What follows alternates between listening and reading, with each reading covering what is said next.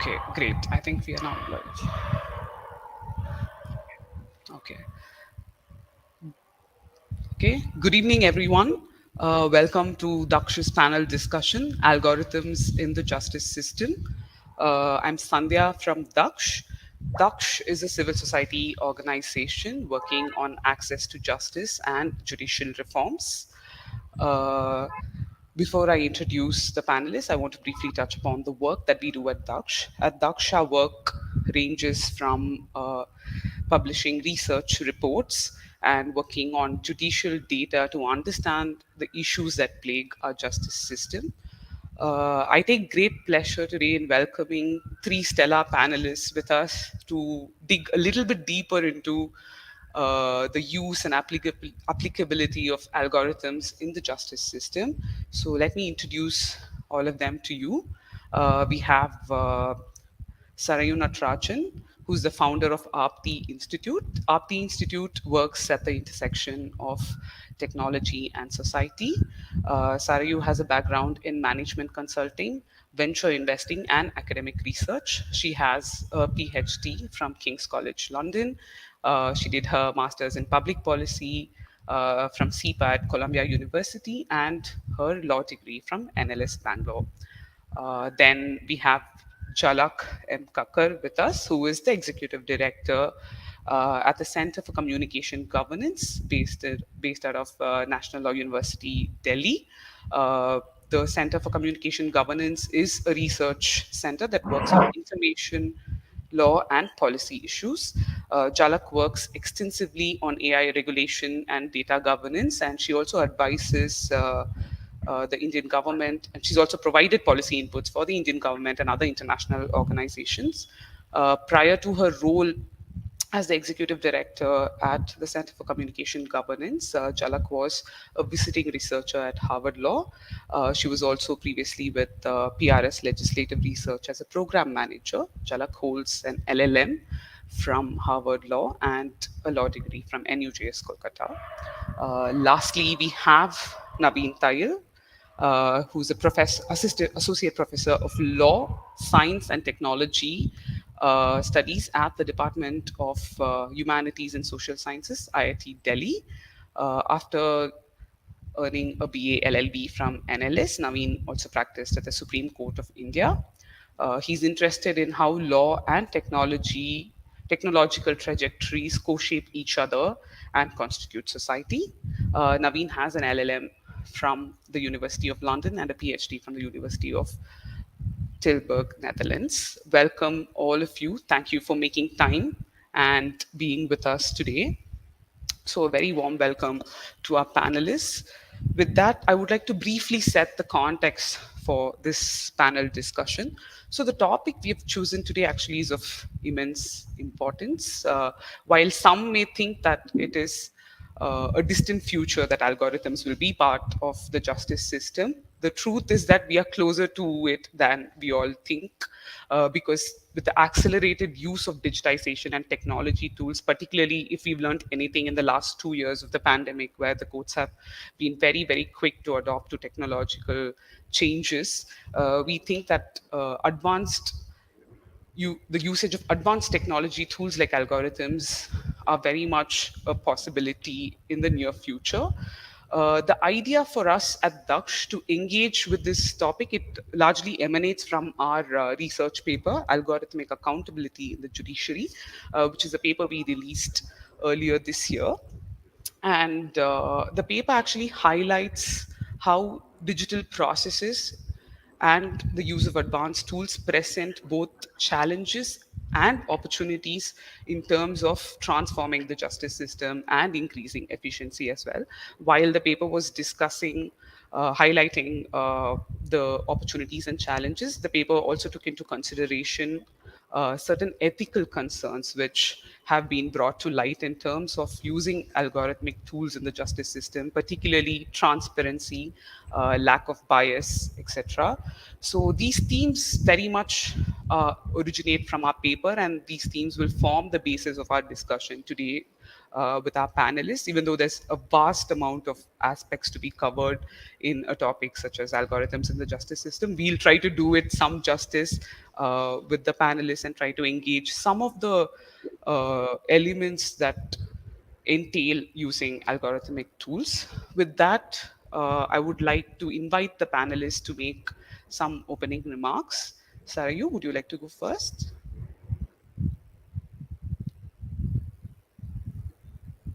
Am I audible? Yes, yes, you are. Please go on.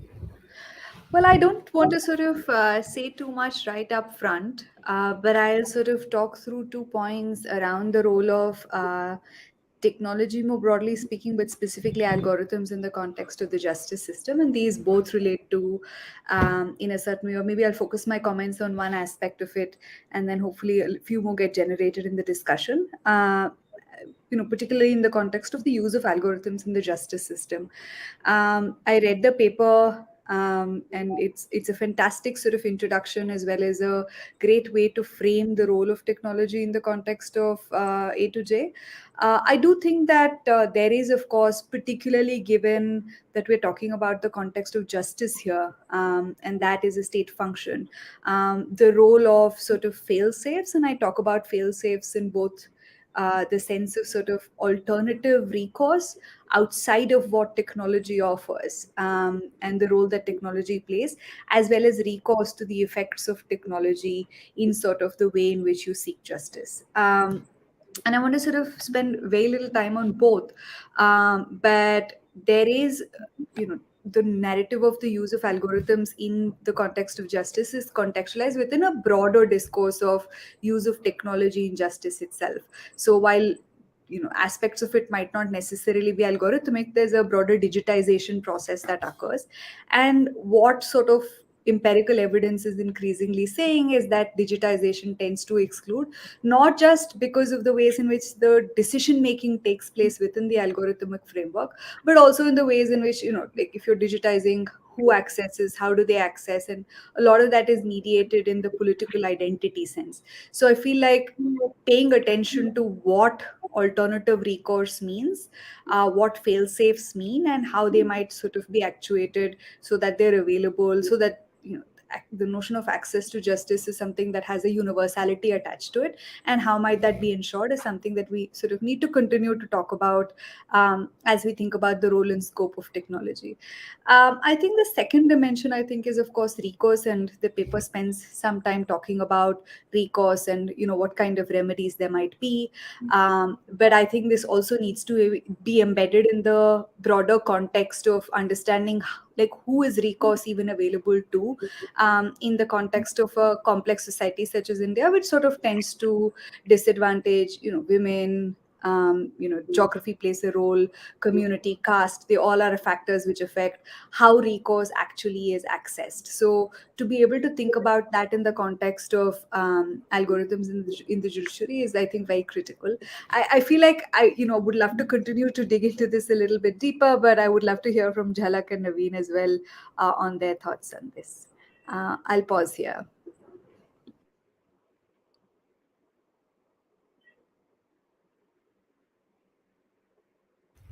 Yeah, Jhalak, do you want to go next, and we can go to Naveen? Thanks, Sandhya. So it's great to be here today, and congratulations to you for this very interesting report. It really covers a breadth of issues, and I think it's important in the context of developments happening in India currently, conversations happening within the E-Courts Committee currently at the Supreme Court, that academics, policy, professional think tanks are really digging into this and understanding what the use of AI in judiciary and in the legal system means for us.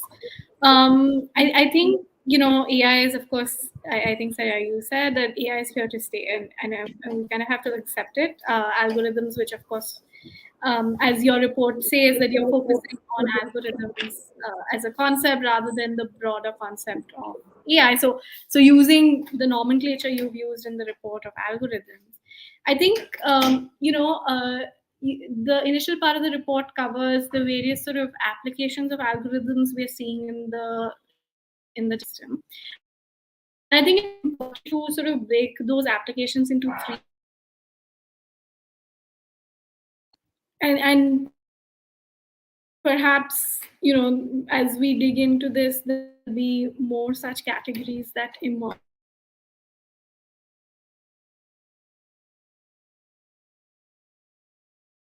Yeah, Jhalak, we've just lost you. So, just as we wait for.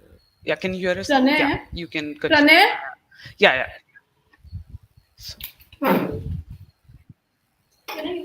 Hello.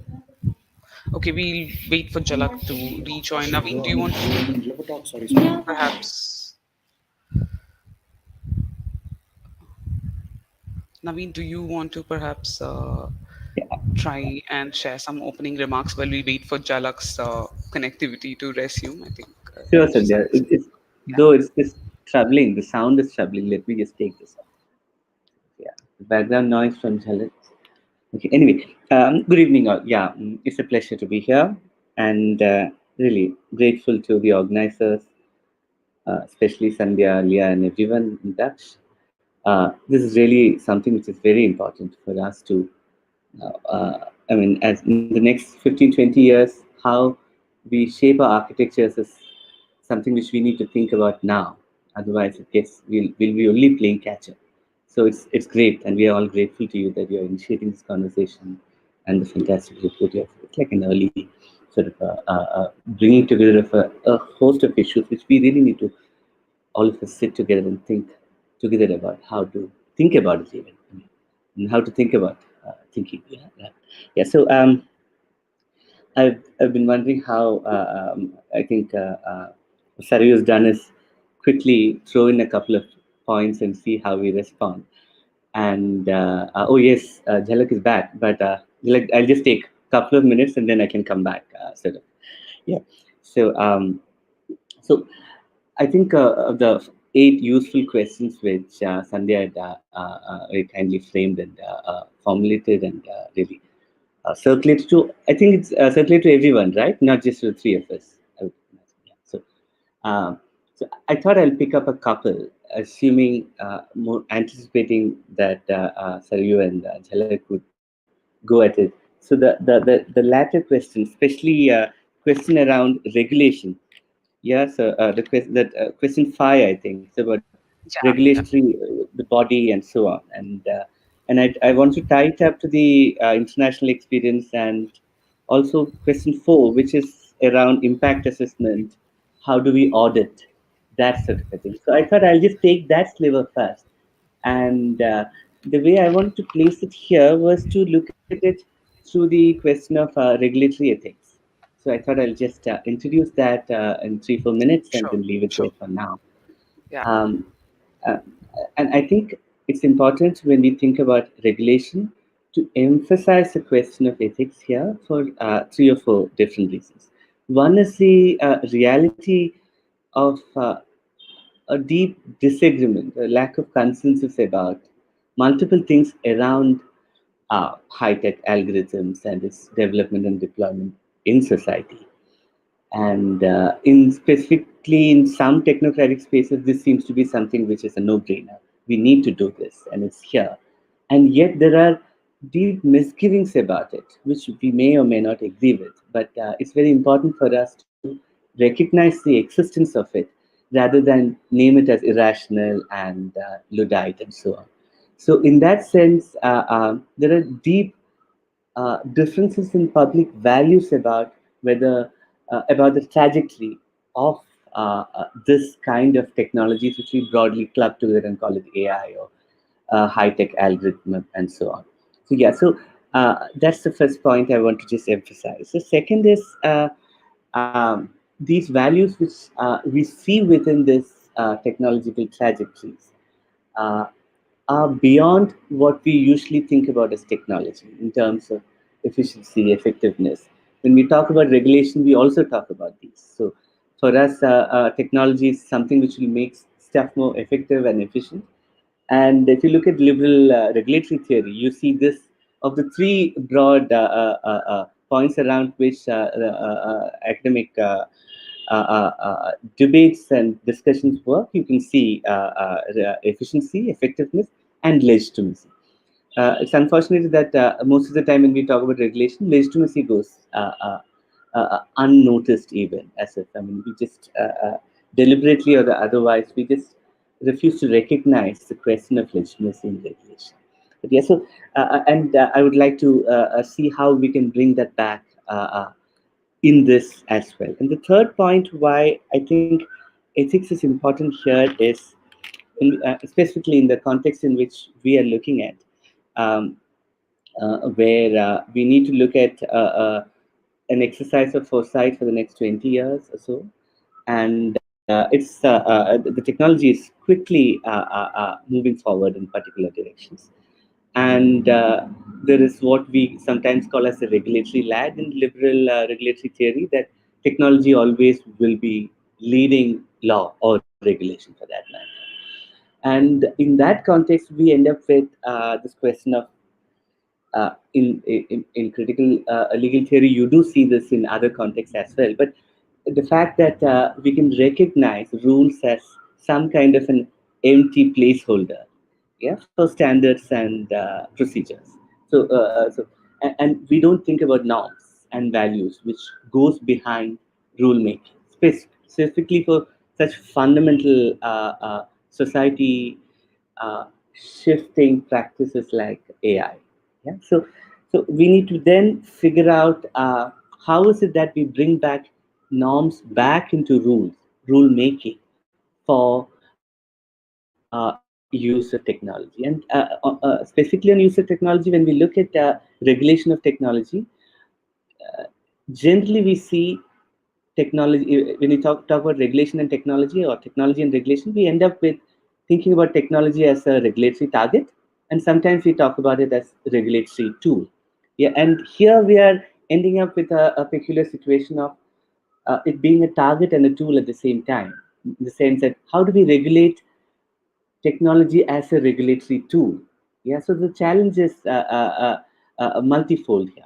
Yeah, so for these 3-4 reasons, I think we need to really focus on what are the ethical discourses, ethical practices. How do we use ethics as a tool for governance or regulation? So that, I think, is a challenge here. And there is a particular way in which the document which is being circulated takes position on this. And I just want to share the keywords which you use when you look at this particular section you have, right, and ethical principles in the report, where the keywords I see is transparency, security, accountability, privacy, and then a specific injunction on right to human decision. Yeah, the Article 22 GDPR, sort of that sort of a thing. So I think my nudge here is to think about to try to think about this question of ethics, the question of deliberation about ethics as part of a regulatory move.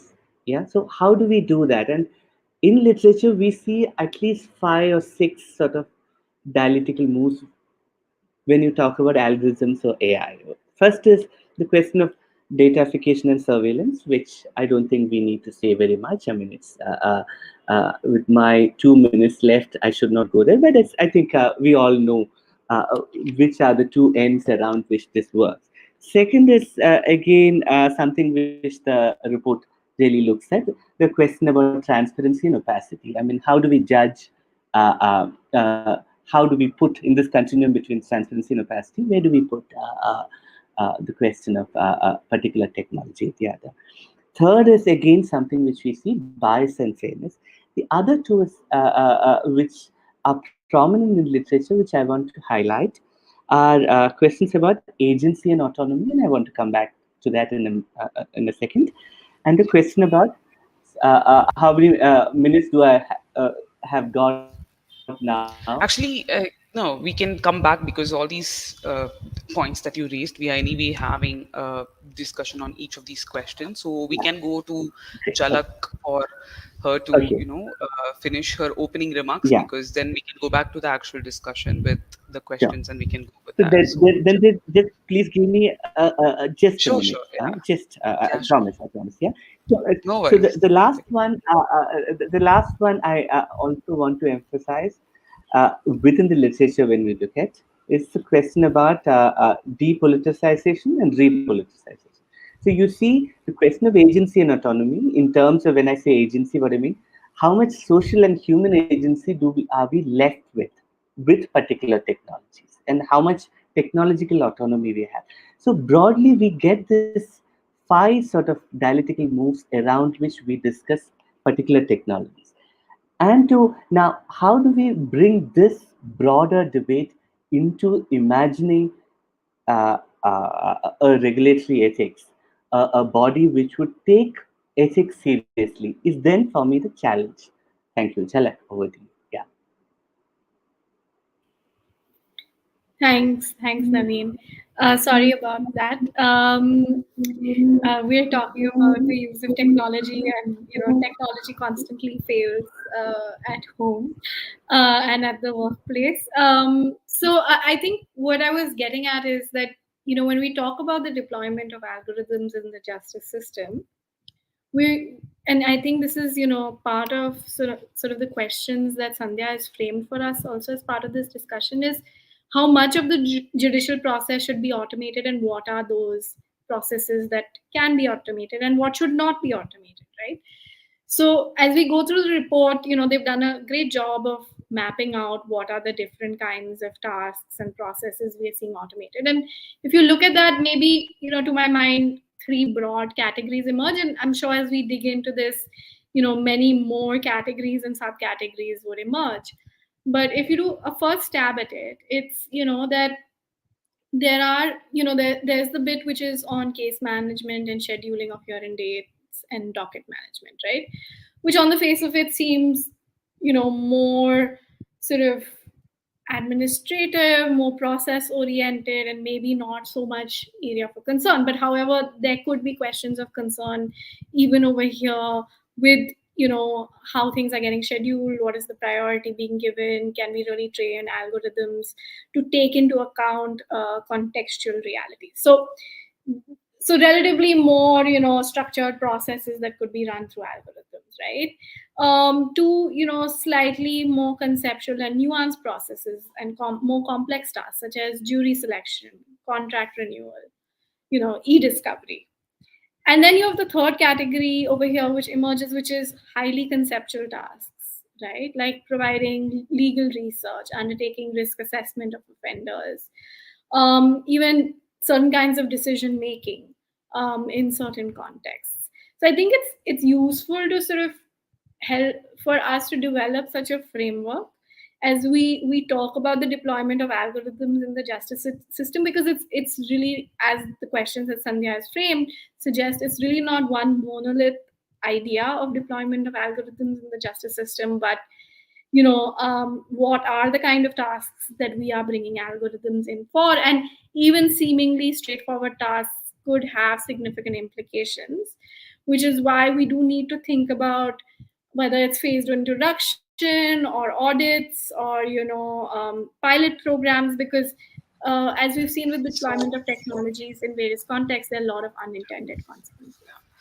yeah, thank you. So I was just, for the benefit of all the viewers, because I think the context of the questions which was circulated to you, but it was not Okay. circulated to everyone. So I would try to just, touch upon a little context Sure. of what we were discussing. So to everyone watching, the first issue that we really wanted to discuss, which I had circulated with the panelists today, is what processes in the judiciary that are fit for being automated, that is being used in terms of having algorithms. So that was one of the first themes that we wanted to touch upon, because it's now accepted that, at least for everyone in the panelists, that it's going to be a logical sequence of things in terms of using technology, because we've already started using it for electronic filing, we use it for video conferencing. So we have, like Jhalak rightly mentioned, one of the most important things we already have is the e-committee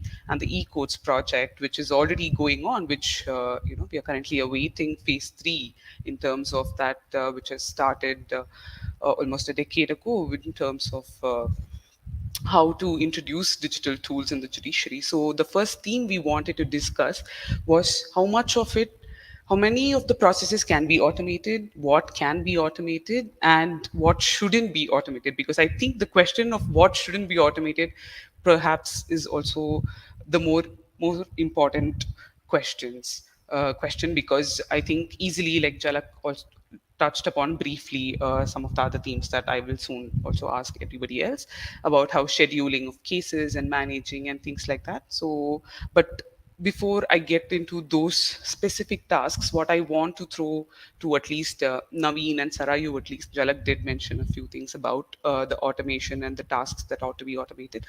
What do you guys think should be automated and what shouldn't be automated? Like, if you have any thoughts on that, I think that's an interesting uh, theme to start with. So, Sarayu, do you want to go first? I think Naveen wanted to start. He had his hand raised. Sure, So over sure. to you, Yeah, of Naveen. course. Yeah, yeah. Naveen can go first.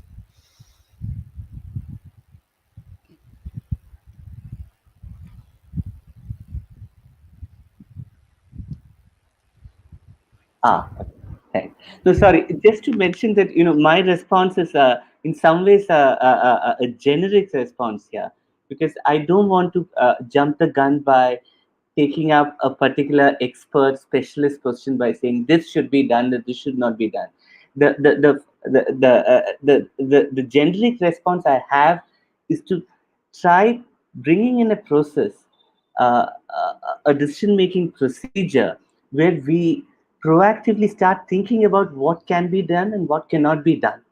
And I think it's really jumping the gun if we as some kind of self-anointed experts start saying this. So that's my a quick sort of a response. Sorry, but yeah, but Sarah, you might have more useful, sharper sort of, yeah. I wish, in fact, I was going to say that, and thank you for saying it. But absolutely agree with Naveen's standpoint. I think that it's not just it's potentially also dangerous to take some of these stances without necessarily having a better sense of how this might play out. And to Jhalak's point, and that fantastic framework of like these are the three layers almost in terms of thinking about places or types of technology deployment that might happen. I think being conscious of both like what advantages it can bring in terms of efficiency gain, impact gains, reach gains, whatever they are. I mean, and I use like some of this functional language, but what can it bring and what does it take away and who does it disadvantage? Because I think, if I may make a general point about technology, the harms are most often borne by those who have the least advantage. So just keeping that almost adage in mind, being conscious of what that entails in a society like India, I think is really critical. So to Naveen's point and Jhalak's, we need that map. We need to know like what gains and what harms come from it, and it's not to like reduce it to some cost benefit trade off analysis, but to know what technology entails is almost the goal of this kind of exercise. Yeah. Yeah, okay. Yeah, I see that both Sarayu and Naveen don't want to hazard a guess in terms of what should be automated and what shouldn't be automated. But I think that's a fair reasoning to take, because sometimes you would prefer to have certain checks and balances in terms of the policies before you go in. But I guess at some point, for example, the follow up that I would want is, just tagging along with some of the things that Jalak also already mentioned in terms of scheduling cases and listing cases. So practically speaking, I don't know what if there are any specific issues in terms of, because both listing and scheduling, I don't think many of us have any control over how it happens, and there is no sometimes rhyme and reason to how certain of these tasks are already happening. because some of the paper-based tasks are already happening in a way in which we can't really show clear rational reasoning and other things. Because if I have cases that are listed today in a court, it's not necessarily because we already have a proper system in terms of how it is listed, and we all know it differs from court to court as well. So in that context, so tomorrow, if there is an algorithm in terms of scheduling the cases or listing the cases, what do you think it should even be regulated, considering that the paper process already doesn't really provide us too much in terms of explainability? Because we sometimes hold technology to a higher standard, but then we forget what the paper processes are actually following the same. So that's one of the things why I wanted to touch upon the theme of certain tasks which at least maybe are more open to in terms of experimenting with automation, that is scheduling and listing. And I wanted to see if any of you have any thoughts on particularly the reasoning that I just provided in terms of how you don't really have explainability in the paper based processes for some of these tasks. Jhalak, would you want to go first? You've Yeah, already sure. touched upon it a little bit. Yeah. So I think just because the process is non-transparent currently cannot justify, a process continuing to remain non-transparent. I mean, we live in a democracy where human rights, constitutional values, rule of law is paramount, right? So the fact is that yes, maybe perhaps there are times when we hold technology to a higher standard, but I don't think this is necessarily a case in point and an argument to make in this context, because a justice system and decision making system, even on the administrative side, should ideally be as transparent and explainable as possible, right? So I think, in this scenario, what I would say is, I would go with what Sarayu and Naveen are saying, that we are not sitting as self-anointed experts over here to say what processes should or shouldn't be automated, and maybe we don't even have the technical skills or ourselves to make those decisions. But I think these kind of decisions have to be done after extensive public consultations with a very wide cross section of stakeholder groups across civil society, academia, technical experts, public sector experts, private sector institutions that really understand this, and bringing people together and really workshopping these ideas and playing out what implications could be, and drawing on various sort of skill sets, right? And I think besides consultation, the fact is one of the other challenges we have with deployment of technology in the public sector in the Indian context and across the world actually is the lack of openness and transparency in the technology being adopted. So very often we're seeing technology being designed by private sector entities, usually proprietary in nature, and being deployed in the public sector. And that's what sort of becomes problematic, is then how do you hold them accountable? How do you open it up for scrutiny? How do you ensure transparency and explainability?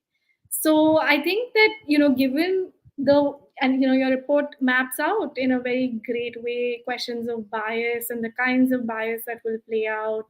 So and as Sarayu very rightly pointed out, very often the impacts of technology are not felt by the privileged in a system, but by the underprivileged, who face tremendous bias, right? And that's mapped out in studies that have been done in the US context with the deployment of Compass, and that story plays out time and again. So I think, given the kind of bias that AI algorithm use can introduce in the judiciary, the fact that it can result in things like discriminatory risk assessments, wrongful convictions, we really need to ensure transparency and openness in the very technology that's being adopted. And there are of course many ways of doing that, opening it up, the systems up to public scrutiny, but public maybe has limited technical skill sets to really scrutinize.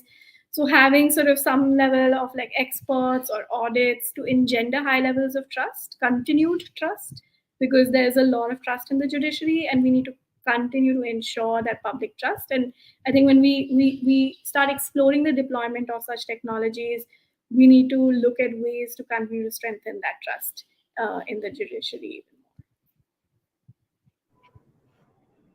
Yeah, thank you, Yeah. Jhalak. Yeah, Sarayu, of course. Carry on, carry on. Yeah, I don't know if this fuzzy setting sort of makes my hand invisible, but uh,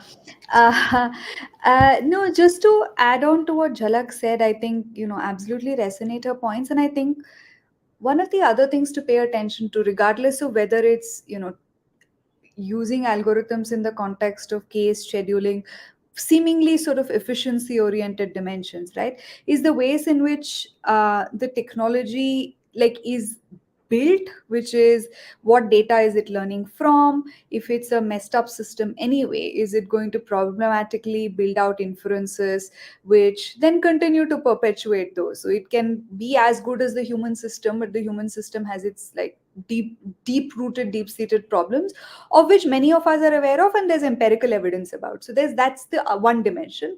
The other, of course, and I think Jhalak spoke about it quite a lot, which is like, who is building this technology? Does it entail vendor lock-ins? And then, what sort of politics creeps into the ways in which like a private firm might be building some of these technologies for state function. So just being able to think about the intersections of the two is relevant. I mean, I don't know if we can come out if to Naveen's point and to Jhalak's as well, like, is there a yes or a no answer? I don't know, but I wonder if these are all sort of things to keep in mind while unpacking this domain.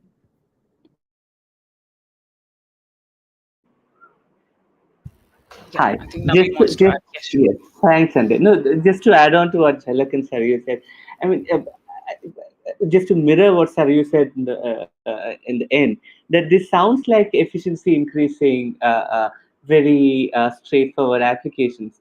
But there is also we have this experience last 30, 40 years of the slippery slope nature of how these things move. And before you know, you have a new architecture where existing fundamental values and rights is simply not possible to access. They suddenly will look like it's just impossible. It's not even something which you'll be able to look at. I mean, if you look at 80s or 90s questions about nuclear, how the question of securitization of our society. I mean, these are questions which we don't even look at anymore because our society is highly securitized. Guns are everywhere. But so you see how slippery slope functions in various technological cultures. So I think the difficulty then is to open it up to this supposedly very depoliticized, very technocratic, small little steps to see what are the in 20 years where are we going to be. Say, let's just look at the parallel of predictive policing, for instance, which is so tied to the justice system. I mean, what are the concerns in predictive policing, and do we see those sort of similar concerns? At least, do we see the possibility of that in judicial systems elsewhere, and so on? So, I think those are the sort of questions we need to also start looking at. Yeah, I think, yeah, thank you, Naveen. And I think Jalak's point was actually really important in terms of bringing to light what happens, because it's not really the judiciary that builds these tools as well, because we normally take it from someone else, because we normally do forget that aspect, because we don't normally see how these transactions happen behind the seemingly very innocuous processes that we come to face with at the front end. While that being said, now we do see in the Indian landscape that they are experimenting, especially the Supreme Court AI committee has been set up, and they are trying to experiment a little bit in terms of translation. There is Supes, which is a tool that is helping some judges in terms of conducting research, and slowly we do see, as much as it's very difficult for us to cull out what should be, what the tools should be. And I also understand the concerns in terms of how these tools can become black boxes, rather, because we don't know what goes into them. And also, like Sarayu rightly mentioned, the training data from which they learn how to do these tasks, that's how they call it, because for them to learn how to do something, the data that is the input that they receive is also an important thing. So if the data has biases, the tools will generally replicate the biases. So while I noticed that the common theme is about for us to maybe try to focus a lot more on our basics and go back to the fundamentals of the open justice system that we have, in terms of how everything is explainable and transparent, and try to replicate the same conceptual frameworks when it comes to technology. So in that context, I would like to then ask, what how do we structure the whole regulation, and how do we structure the usage? Because we, like I said, you have the slowly tools are coming into place, and how do we ensure that we build policies, or should it be a body that needs to start looking into the tools that are coming in and building a standard setting and ensuring that there is a standard set for these tools? So I want to know what everyone, all our panelists, think about how we structure regulation of these tools, as much as it's difficult for us to call out what tools can be used for what. And in the event that the justice system does start experimenting with more tools, how do we ensure that there is a body to regulate it? And should it be something that is supervised by the judiciary, or should it be an independent body? And I want to just hear your thoughts on how do you think we can go about those aspects as well. Who wants to go first? Is it Jhalak? Do you want to go first, or?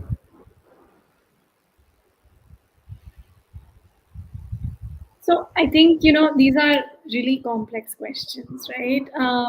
In terms of how do you design a regulator that is sort of effective?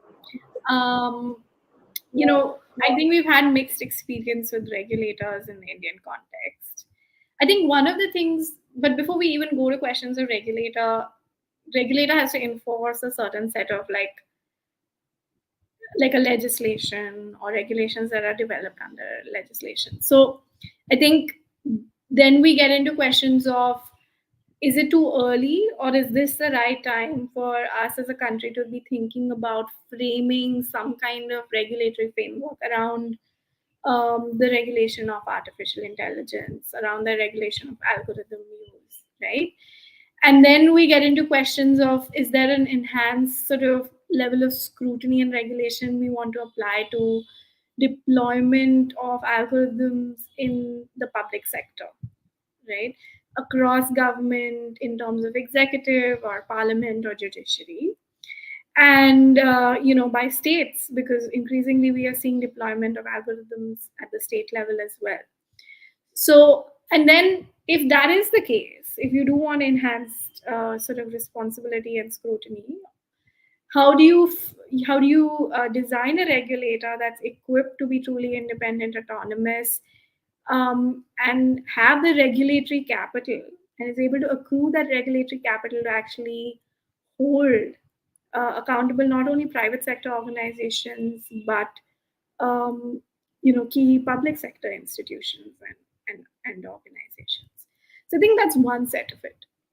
The second set of it, when we're talking about regulation, is the fact that any algorithmic system, whether in the judicial system or in other systems, is going to rely on huge amounts of data, right?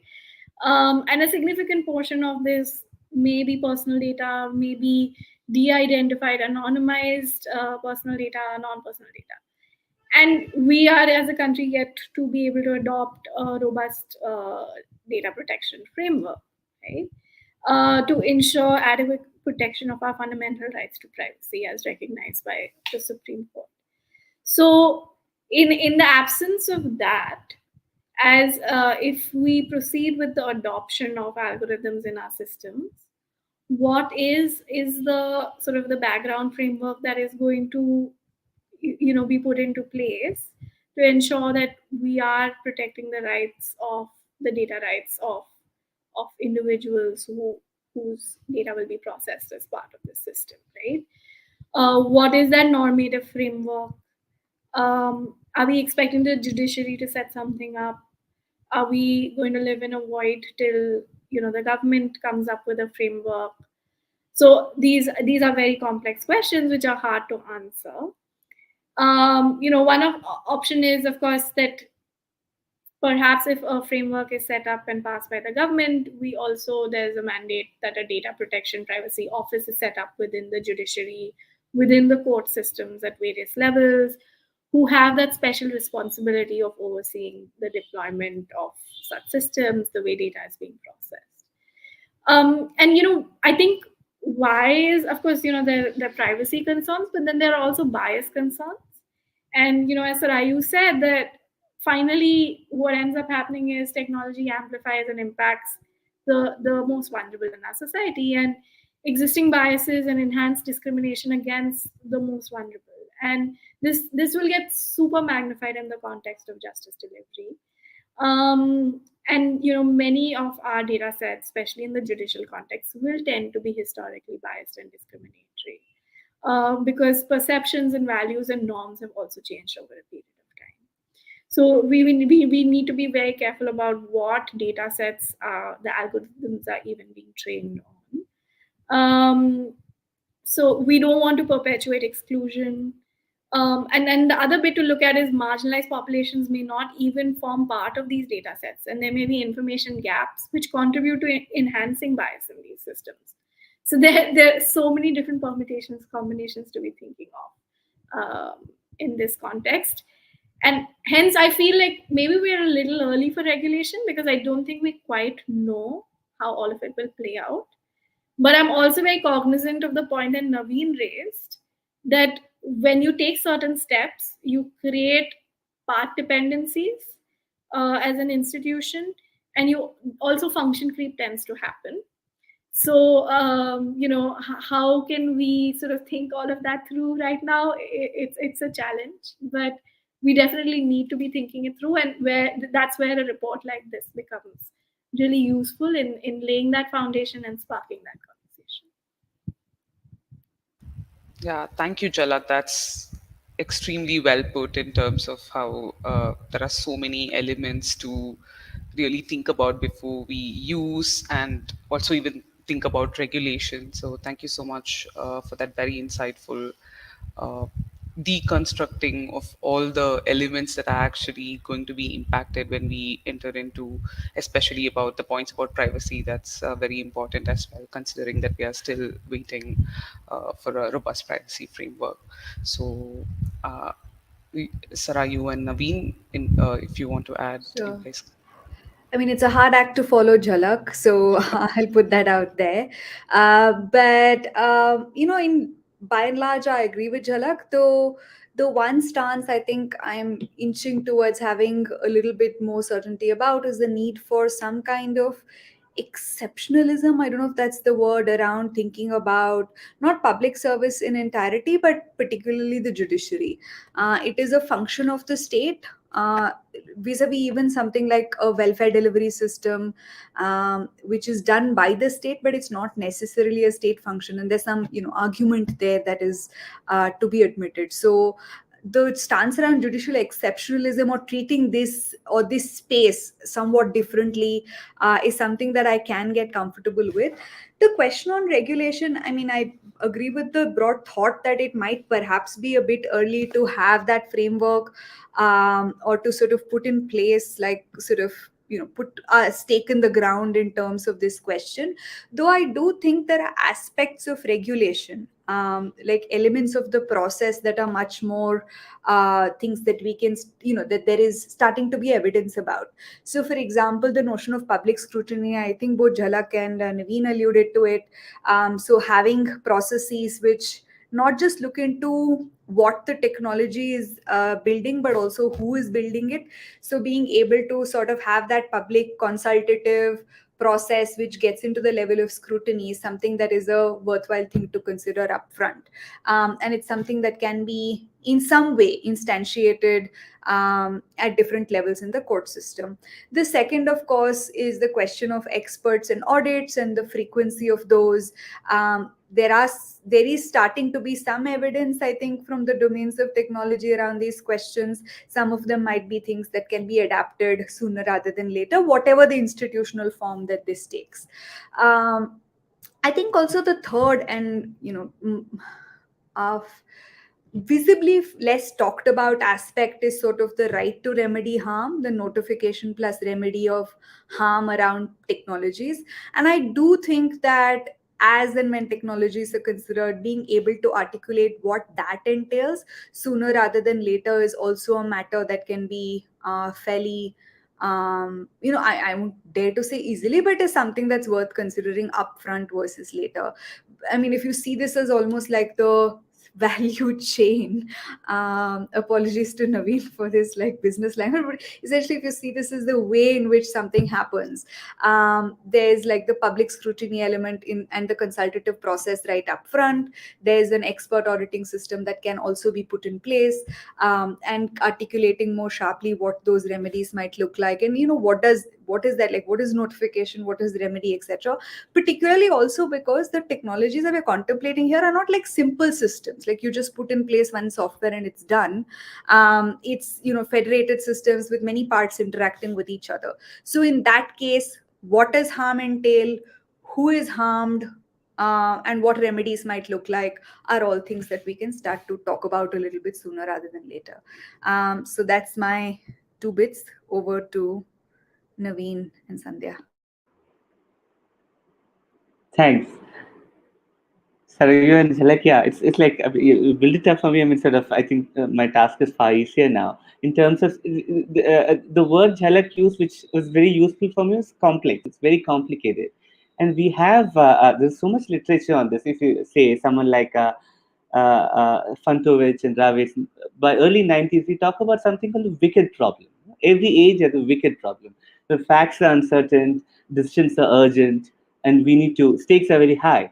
So, and you can see all, I mean, the question of AI in judiciary seems to be so uncontroversial. And I think I'm just trying to open it up again and again to say that, I have my own take on the thing is that regulation is not only necessary, but it's also urgent. Not because something is happening right now, but as Jhalak really underlined for us, that these are things which will be so important later, and it's so complicated even now. I mean, if it's so complex now, where are we going to go with it in 5, 10 years? And it's not that we don't have different ways in which these kinds of regulation forecasting has been attempted. There are a number of techniques of technology assessment which is available for us. It's not perfect ways of doing it, but we are all moving about in blind alleys here. And yet we have technology assessment like forecasting, backcasting, and there are a number of public bodies who have tried to do this before in other technologies. So we can easily pull in those experiences and see. I think the challenge is twofold here. One is, what's the sort of institutional structure you want to have, and Jhalak really points us to two differentiations here. That one is a broader regulation of AI and algorithms, and secondly, specifically for judiciary. And we do have some amount of regulatory attempts already in the horizon right now in terms of what Niti Aayog has tried to do. There are 2, 3 other METI and other health has come up with some stuff. So we can pull in those experiences to see what has been attempted till now. That's what the broader AI regulation is. I think the challenge for us is also to see with judiciary, with the experience of Supreme Court coming into the reality that they come into regulation, they have come into governance since mid 80s in particular ways. And we also have a critical literature critiquing how the Supreme Court has come into governance. Uh, uh, Sometimes in good ways to protect fundamental rights, but also in some ways, which there is a literature from mid 90s onwards to show that the kind of institutional biases Supreme Court has in terms of the class nature of the way PILs have functioned, for instance. So these are earlier experience of Supreme Court and governance to be brought into a picture when we think about how is it that regulation for judicial processes of AI, employing, deploying AI could be done. So, so then the challenge then is, one, what is the sort of institutional structure for regulation, and what are the norms, what are the ethical values which we have to identify through this? I think then these two becomes a far more pressing challenge. Thank you. Yeah, yeah. Thank you, Naveen. I just want to add, I mean, you made an important point about learning from how they use these technology and learning from the framework that they apply for other things, for example, health, etc. But while we think about how AI is used in the other sectors or spaces, I think what's important, if I could just add here, is about the fundamental goals. For sometimes it could be very different. For example, I'm assuming if they're going to use and apply algorithms in the health sector, it could be more about accuracy.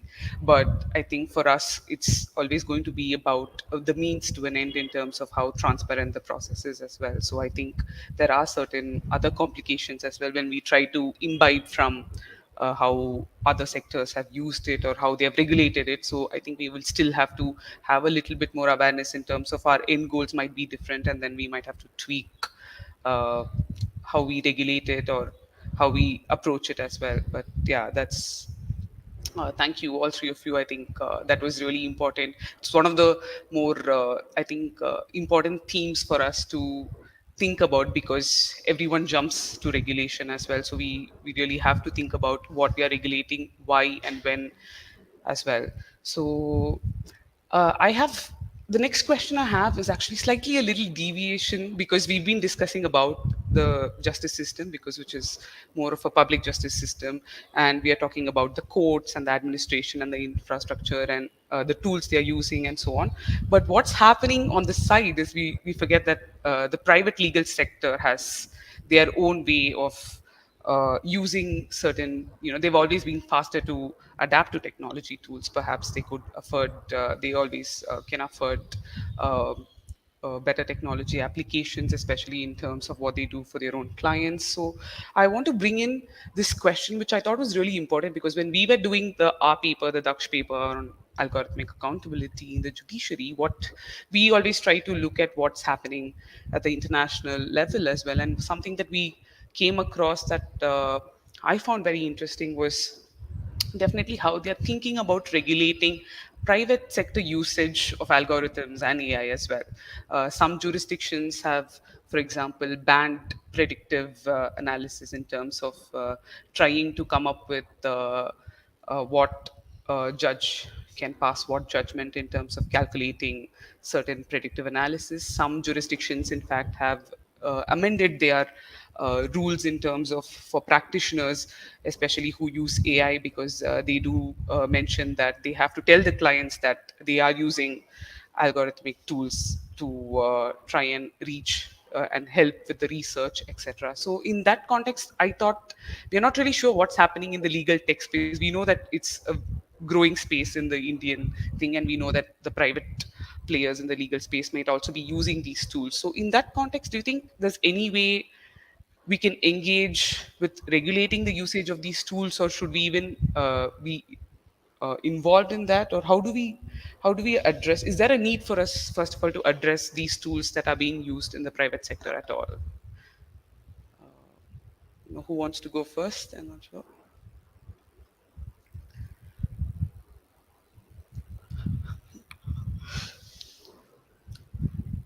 So, Sarayu, would you I'm want to? happy to. Yeah, Yeah, I'm sure. happy to. Take it up. Yeah. Well, I think that's a big problem, and it in a certain way. I don't know if there's a yes/no answer to it, um, in that sense. I mean, from what we've learned about, for example, the use of specific types of algorithm, the extent and the nature of the algorithm varies very significantly by sector, right?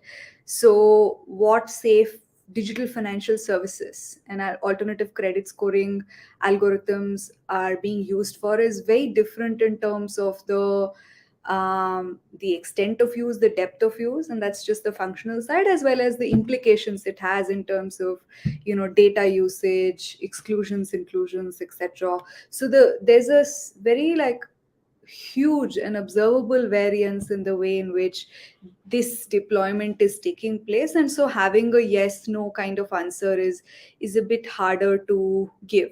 Nonetheless, a few points worth keeping in mind are first, that many of these sectors, particularly financial services and health, where we think that this kind of sort of algorithmic both decision making, or rather the use of algorithmic mechanisms, is fairly advanced, have sector specific regulations, or other aspects of it are regulated by different sort of frameworks. So being able to converse with those pre-existing frameworks and norms is actually useful. I think there's also a broader conversation to be had around should there be a horizontal view. I mean, I don't know the answer to that, but definitely something worth thinking about. I also don't know the extent to which, like, you know, effects or harms from private service provision, in what way, or in what way legal remedies around those can be created. I mean, I think there are sort of established pathways around, like, consumer protection, this, that, etc. But to dovetail it into a broader conversation about technology and justice, which is like a public function. um, there are commonalities, but they're so conceptually far apart. Like, you can claim justice, or, like, your right to go to the court, but you can't necessarily, like, what does it mean to be denied credit? It does mean, I mean, it has harms, market participation, whatever else you want to say. And very many of these harms also end up disadvantaging, as always, the ones that already had disadvantage. So, in that sense, there are commonalities, but to, like, draw out a common yes no, or a common, like, a framework, I am not so sure about it. But I'll defer to Naveen and Jhalak on this, who hopefully are more articulate than I was. Yeah. Yeah, before we move on to Jalak, I just want to make a small announcement. I know for those of you who are watching, if you have any questions after we wrap up the discussion, just type it in the chat box, and I'll be happy to ask it at the end of the session. So that's for the people who are watching. So yeah, Jalak, sorry, you can continue now. I think I'll let Naveen go ahead of me on Sure, that, sure. because I think in my mind I reflect a lot of the things that Ayu just said. So I don't want to, like, repeat what she has. Sure, sure, of course. Naveen, do you want to add something to what Sarah you said? Thanks, Sandhya. I think I'm definitely less articulate than Sarayu, so gently on this. Yeah, but let me just add my two bits what from what I heard her and listened to her. I think the challenge is to call out the public function in this various, looking so disparate, looking different sectors. And I think there's a case to be made for a horizontal sort of a thing. That's the first. I agree with Sarayu in that sense. And second, I think there is a distinction to be made when we talk about justice in terms of the procedural aspects and to the substantive. And once you get to the substantive, the cross-sectoral connection seems to be far sharper.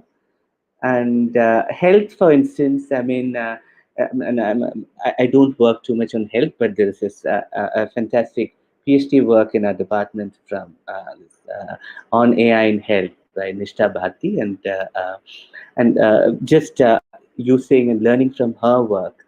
What I see is that the question about AI, in for her at least, and her work, which is really sharp. The question about AI in health sector is about access more than anything else. We haven't reached a stage about accuracy in terms of medicine generation or other kinds of therapeutics. Uh, uh, in India, we are, to her mind, we are reaching a situation where AI is used to claim that access will be far greater, and it problematically coexists with AI getting used in a way that access becomes far less. Yeah, so this is problematic coexistence, and I think there is a parallel which could potentially be there in the justice system. Yeah, so I don't know what to do with that sort of thought, but I thought that mirrored what Sarayu was trying to say. Yeah, sort of. Thanks.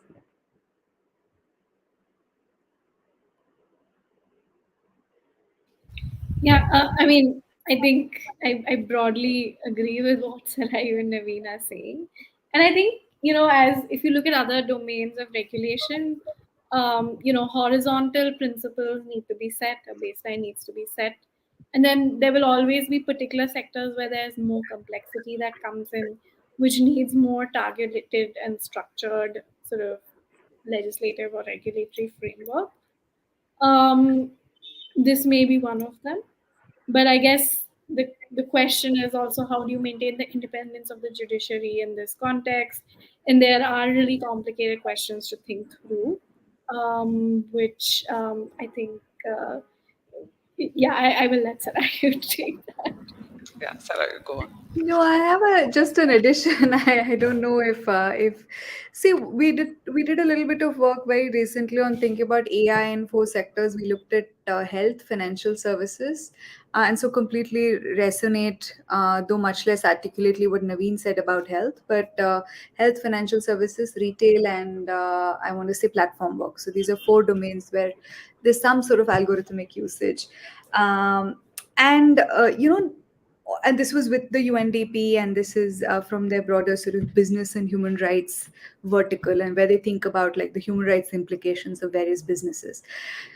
It's interesting, like the why should a business care about, like, or why does human rights matter in these domains? The argument that is made to business is very different than, why does human rights matter in justice, right?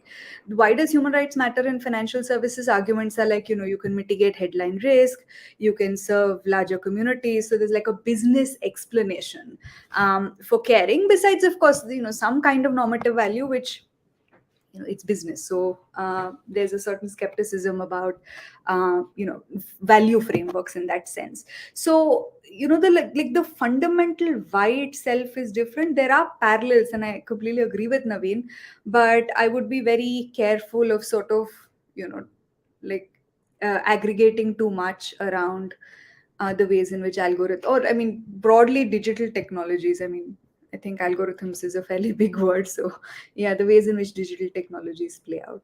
So sorry if I took too much time, but No, no, not at all, not at all. Actually, I'm at the better end of this discussion because I can ask all the difficult questions, and I mean, yeah, everything is quite complex. Like, it's quite not easy to uh, just think about whether we should quickly regulate how private players also use it. There's so many other permutations here to think about as well, because it's all uncharted territory rather. So that's true.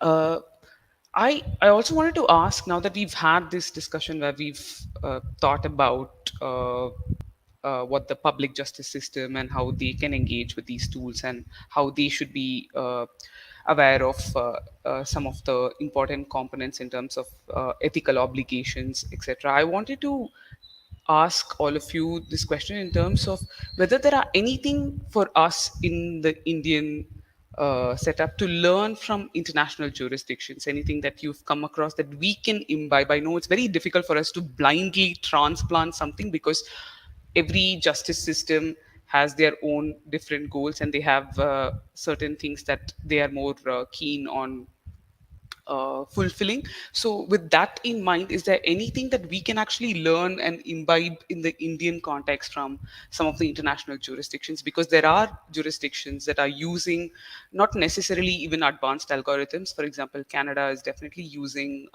simple rule engineering algorithms to try and decimate. Try and provide information for all the litigants in terms of certain kinds of disputes. They are also trying to use it not for human decision making, but they are trying to, certain jurisdictions are trying to experiment with how they can disseminate information and enhance access better as well. And there are, of course, other jurisdictions where AI is used. Like China, where they have internet courts and they do use AI in terms of their research and in terms of case management and document management, etc. So each jurisdiction, like I was trying to say, they have different value systems and it changes. But for us in India, what can we imbibe from your viewpoints? I would like to hear what each of you think about what we can learn, what we can quickly apply here, etc. I'm happy to take the fall on this Sure, unless Sarayu. others. Absolutely. Go. See, I mean, I would hesitate to sort of delve into specific examples, especially also since we are sort of running short of time. But I do think that uh, the two dimensions. One is sort of the framework of the legal system in and of itself, as well as institutional capacity does matter. So, like democracies which have greater institutional capacity are also likely to adopt those frameworks that might sort of regulate harms much better. And that's worth thinking about, because we're always quite eagerly rushing towards what's the form of the regulation, what's the institution, who do we bring on board, etc. But it's really the value systems that make a difference. And we've learned that across many of the pieces of work that we've done, where these are the kind of things that play out much more strongly than necessarily the exact frame of the regulation. So, consultative processes, many countries do it, but who does it better is really what we should pay attention to.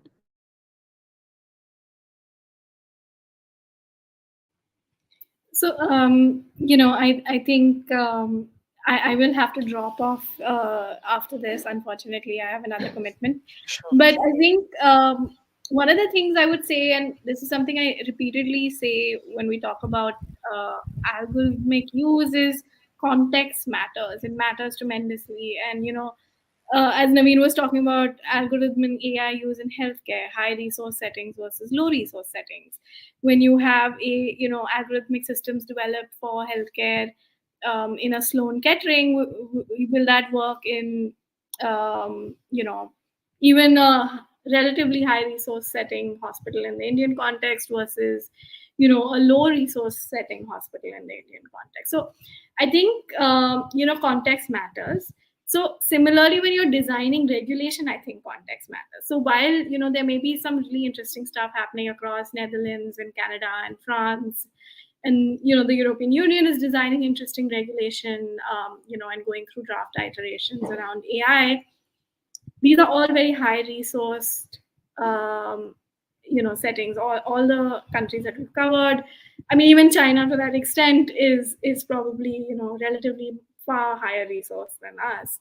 And I would say, like, in India, we have fundamental issues like the fact that we have to account for the fact that there is not universal access to internet and digital infrastructure across the country. So we have to really think about, when we are deploying these systems, that maybe simplifying processes, reducing legal costs, deploying bots to inform citizens of their rights or provide basic legal information. You may have large parts of the country which is unable to access all of this. So I think we have to take into account those contextual realities, and hence we have to take into account all of this as we sort of frame regulation. So while we should of course look to these other countries to learn from their experiences and the thinking they're doing, as Sarayu very rightly said, consultation within our context in an optimal and effective format is the most important, because finally we are the people who understand our context and legal system and challenges the best.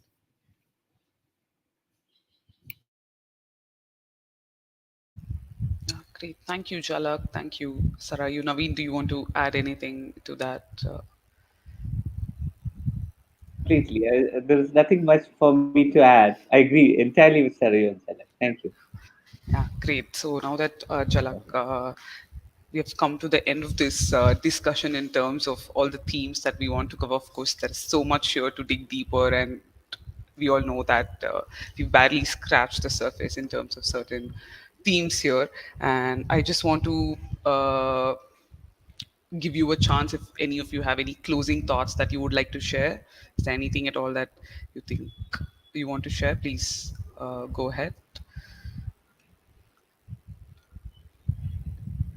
Maybe I'll take a quick Yeah, dig sure, at of this. course. I think the challenge is really to try locating a space where regulation can happen within this. I mean, how do we imagine a regulatory space where ethical concerns are brought forward, deliberated publicly, which involves some amount of judicial independence, and yet you open it up to public deliberation? That's the challenge, I think. Sort of, can we imagine something within the Supreme Court collegia, or which involves at the High Court judges as well, or do we think about it in a far more broader sense, which will be in some ways help foster a more open public deliberation about the technology itself in the rest of the sectors? I mean, I think that's a challenge. Can we imagine a public deliberative body to inform regulation. Okay, thank you, Thank Naveen. you. Sarayu, do you have anything to add? I think No, I nothing. sorry. Yeah, great. Okay, I think I thank you. would just close with the thought that efficiency and justice are sort of the competing values that we have to ensure that while we, of course, I think there are failing challenges in our justice system. We need to ensure that trust in judiciary is not eroded and delivery of justice remains the focus. Yeah, absolutely. Couldn't agree more because it's not always all about the efficiency as well. We said it's also about how we achieve what we want to achieve and the value systems that we want to uphold. With that, I think I'll end this panel discussion. It's been really great having all of you share all the different components in terms of how you approach these themes and what we should think about for the future. And it's been great for us to have you here and share your thoughts and also spare your time for us for this panel discussion. So, on behalf of DAKSH, I would like to extend a big thank you to all of you for making time. With that, I think we are coming to the end of this discussion. Thank you, everyone, for tuning in and joining us today for this discussion. Thank you so much. Bye Thank bye. Thanks, you. Sandhya. Thanks, Thank you. Thank everyone. you. Thank you. Thanks, Naveen. Thanks, Jhalak. Thanks, Sandhya. Thanks, Sarayu. Kanishka, stop this. Yeah, thank you.